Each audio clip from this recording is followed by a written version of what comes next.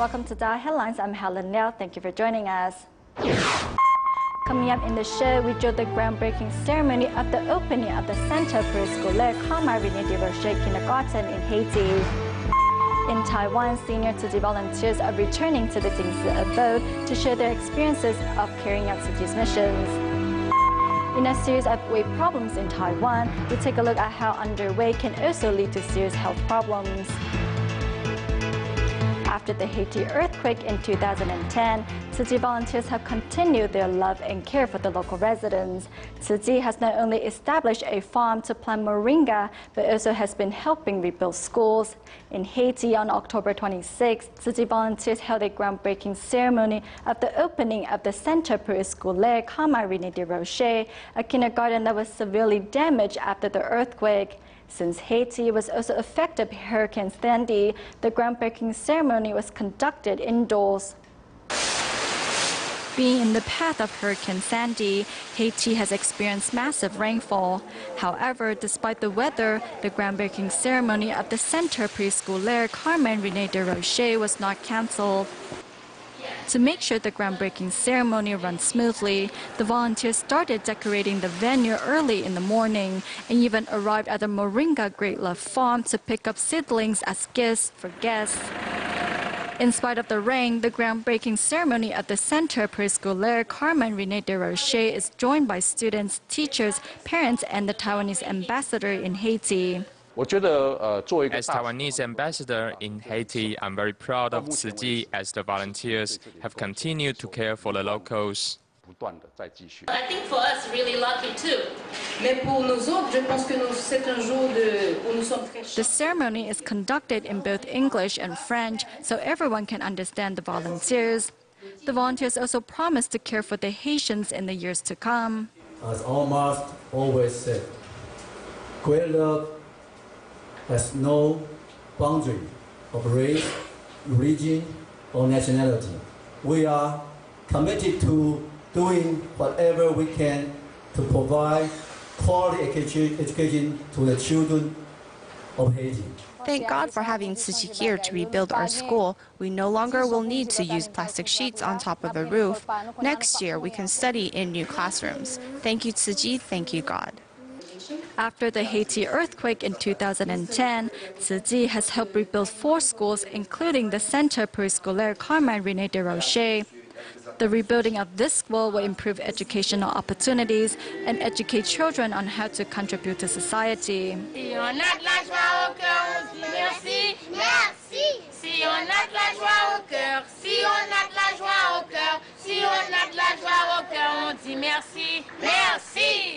The children sing a song to express their gratitude towards the volunteers as they hope to become useful people when they grow up. Despite the hurricane, U.S. Tzu Chi volunteers arrived in Haiti on schedule and quickly held a meeting with local volunteers. The volunteers also arrived at the rebuilding site of the school to conduct an assessment. Centre Périscolaire René de Rocher was established in 1984 by a local Girl Scout and was severely damaged during the 2010 Haiti earthquake. Since then, the children have been studying at a local church where they sought help from Tzu Chi. As the kindergarten is located at the poverty-stricken region of the Haitian capital, the residents there are mostly living below the poverty line. Therefore, many children cannot attend school.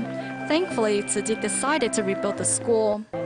These kindergarten children can study and it can benefit this community. The classrooms there's going to be classrooms this area and this area. This right here, that's the main entrance. Main entrance. Main entrance. The school with 9 classrooms will take 9 months to build. When finished, the school will not only be used as a kindergarten where children living in poverty can enjoy school, but also a community center where local women can learn valuable skills. As we continue to feature stories on New Shoe Scholarship recipients, we go to Taoyuan, Keelung, and Kaohsiung to meet a few individuals who are bravely facing diversity. Whether it is being filial towards their parents or overcoming mental challenges to complete everyday tasks, every one of these stories deserve our applause. At Taoyuan's New Shoot Scholarship Award ceremony, we meet He Shaozhe and his sister, who have been taking care of their mother for the past 3 years. He Shaozhe even chose to attend night class at his senior high school. This way it fits my schedule, otherwise who would take care of my mom during the day? Both of the He siblings received the Filial Piety Award, as well as sisters Song Xuanyi and Song Xuanni, who brought their bamboo coin bank to donate at the award ceremony to honor their father who suffers from cancer. He's very brave. Even though he has this disease, he's not feeling sorry for himself.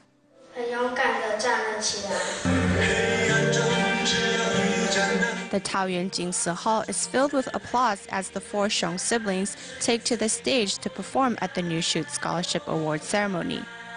我的名字叫勇敢。哇，这么棒的表演，你们练习了多久？4次。这样子上台，你们的感觉是什么样子的？紧张兴奋。Yu Shenyuan suffers from many disabilities, but with his older brother by his side, there's nothing he can't do. Yu Shenyuan is also a recipient of the Learning Ability Scholarship Award. I've taught him how to write, how to use the restroom on his own, how to fold his clothes. He knows how to do it all now. In Kaohsiung, there are also many filial children, like Wu Junde, who takes on the responsibility of taking care of his mother. Here we see him hurrying home after school to buy food for his mother to eat. After the meal, Wu helps wipe his mom's hands clean, a task that's become routine for him. While his classmates are off having fun, Wu stays in to take care of his mother. In the past 3 years, he has been helping me with everything. Wu grew up in a single-family home, but 3 years ago, his mother was diagnosed with heart problems that countless surgeries could not fix. So Wu Junde feels it's time for him to reciprocate the love. My mother's health has not been well at all. I'm very grateful to my mother for taking care of us in the past. It's my turn to take care of her now. Another New Shoot Scholarship recipient is also making the best of a bad situation. Ran Zhiwei, the recipient of the Most Improved Award, was in a car accident last October that left him in a coma. When I was in a coma, every day my classmates, teachers, other parents, and Tzu Ji aunts and uncles would visit and talk to me. Actually, they are really busy in their 4th year, but after school, the classmates would arrange for 1 or 2 to visit him, so he would not feel alone. Although Ran's life is seemingly filled with guardian angels watching out for him, his family's situation is less than perfect. Why is your family like this? Your mom and dad are all mentally challenged. Your mom tried to kill herself. Your uncle is mentally challenged. Your whole family is messed up. His broken family caused him angst and self-pity that turned into teenage rebellion. Thankfully, a guidance counselor gave Zhiwei some wise words. He said, Zhiwei, you don't need to be scared of your life. You need to treasure the life you have and appreciate that your parents gave you life. Those simple words changed Ran Zhiwei's life around. He's now in college and has met great friends. While he was in the hospital, his classmates even started a fundraising drive to wish him well. Now he's donating the remaining $3,400 as a goodwill gesture, which he believes his mother would agree with.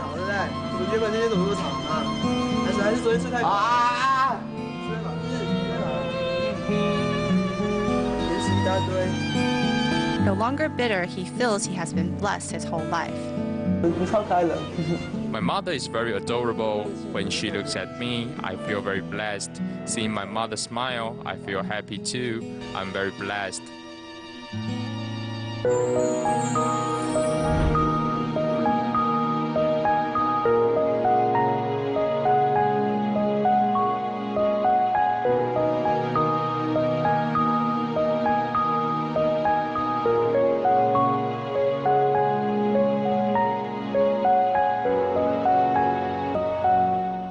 On October 27th, more than 30 senior Tzu Chi volunteers returned to the Jingsi abode in Hualien, Taiwan, to share their experiences of working in Tzu Chi.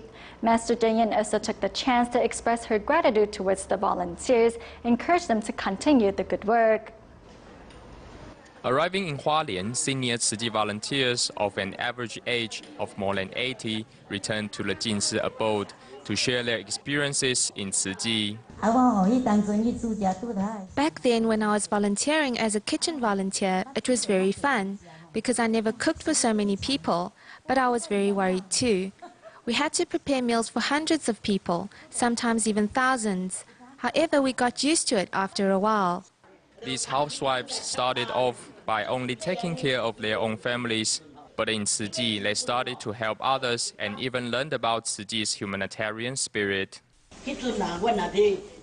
Back then, when we cooked in the kitchen, everyone was very quiet and cut the vegetables without a sound. If we needed to cut vegetables into strips, they would be as thin as noodles.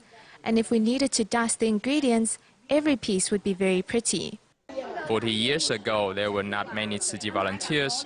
Therefore, each of them was responsible for many different tasks.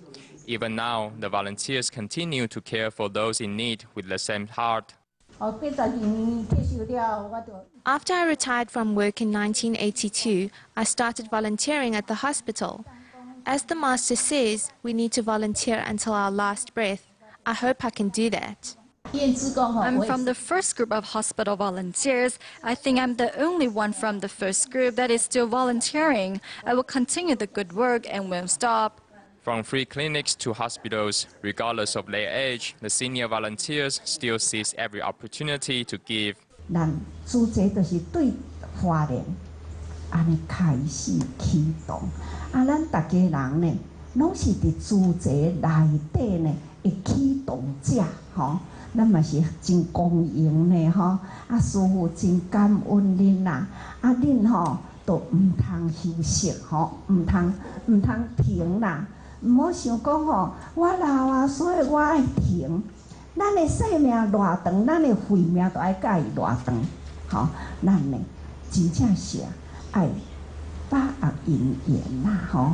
Among the 30 volunteers, 6 of them were among the very first volunteers that started spreading Tzu Chi.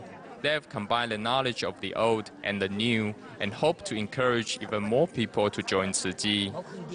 Also in Taiwan, recently the Shangyin Tzu Chi market was established. The market was once a factory that belonged to volunteer Huang Chongxun, who came from Guangdong Shantou City. Since Huang and his wife live in China all year round, they decided to donate the place to Tzu Chi. Here's more. From climbing up the scaffolding and removing the banner to spray painting the frame, these Tzu Chi volunteers are not building a house, but getting the new Shangyin market up and running.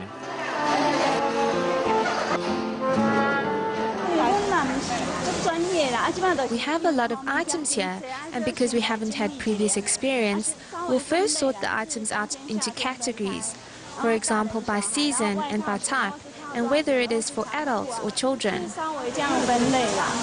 Apart from the variety of second-hand clothing, among the items were also teacups, plates, and kitchenware. As the volunteers continue to sort the items, some even discover fascinating novelties.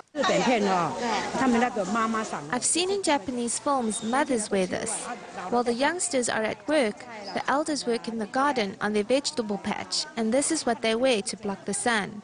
The new Tzu Chi flea market is approximately 662 square meters and was once the factory of Guangdong Tzu Chi volunteer Huang Chongxun. A year ago, Huang had planned for it to be used as a Tzu Chi recycling station, but 1 year later, it actually became a flea market instead. My parents don't return to Taiwan so frequently, and when I was in a conversation with the Tzu Chi brothers and sisters, they told us that perhaps the empty factory can be used for another purpose, that being a Tzu Chi flea market. Going forward, this Tzu Chi Shangyin flea market will not only help to prolong the use of these discarded items, but will also be a spiritual community where more Tzu Chi volunteers may be recruited. Since 2006, Indonesia Tzu Chi volunteers have been rebuilding houses for disaster victims, whether it's from fire, floods, or just plain ruined houses. Through this program, Tzu Chi has improved many people's lives. In Pasar Baru of Indonesia, a past fire destroyed the homes of many. The victims there thought a temporary shelter will be enough, who knew Tzu Ji had something better in mind.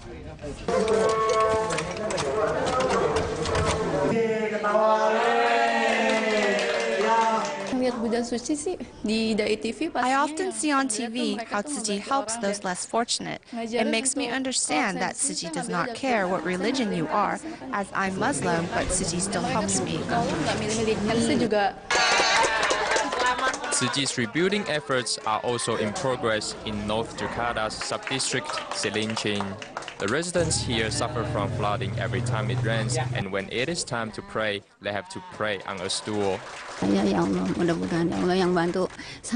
I'm very grateful for Tzu Ji's help, as we are unable to repair our homes. Thank God and also Tzu Ji. I really don't know how to repay you.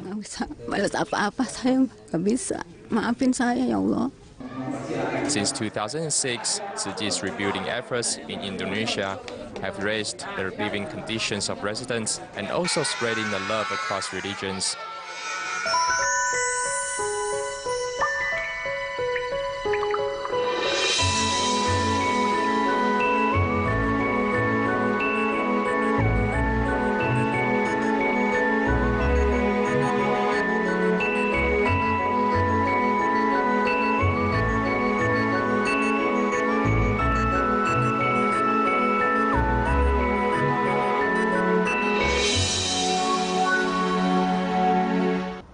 Over the past few days, in our series on Taiwan's growing weight problem, we have shown viewers the dangers and frustrations that go with being overweight. However, there's another group in Taiwan that is equally at risk as those overweight.